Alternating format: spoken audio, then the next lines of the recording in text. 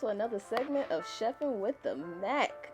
Oh my gosh, we finna get into this turkey chili that I made the other day, baby. It was so freaking delicious, and don't ask me why I put it in a teacup, but let's get into these ingredients, y'all. So to a hot skillet, or well, not a skillet, but a pot, I added some olive oil, drizzle that in the pan, let it get nice and warm before we add our turkey. I said turkey, girl, our ground turkey. I can't talk, and they really be blowing me.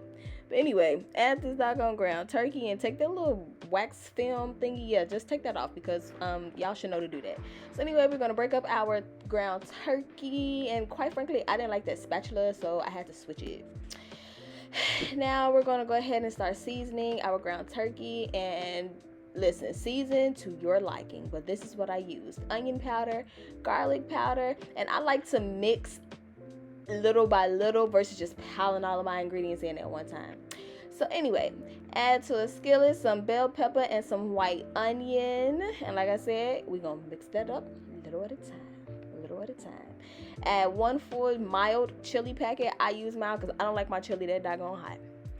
All right, mix that up really nicely. Want to get that meat changing a different color. Add some black pepper, followed by some chicken bouillon, or you can use regular chicken broth, whichever one you prefer.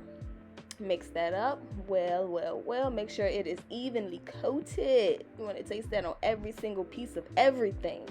Now I'm going to add just a little bit of salt, followed by some oregano. Sprinkle dingle.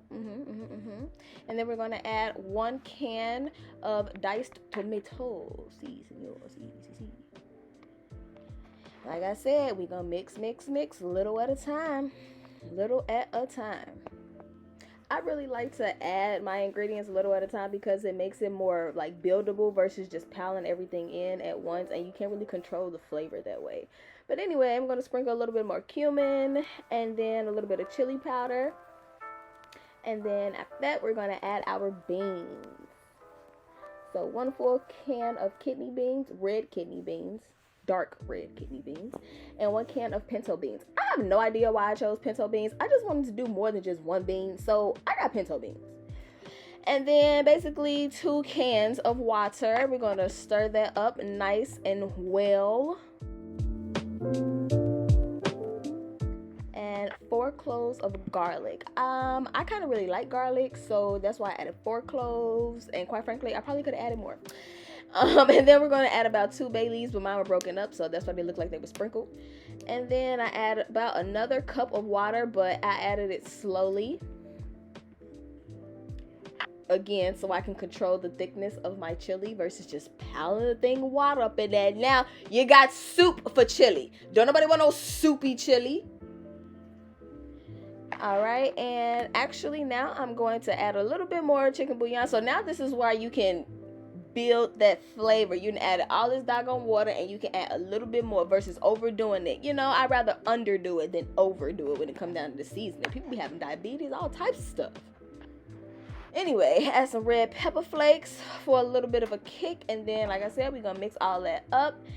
And just an FYI, I did let this simmer for about 30 minutes before I went back in with my cornstarch slurry just to thicken the chili up a little bit. As you can see here, this actually is the final product of the chili after cooking for about 2 hours, maybe a little bit over.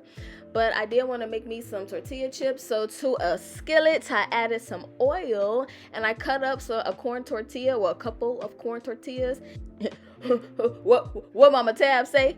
Like so, like that. Just go ahead and lay them things up in there like that, because that's your business, si senor.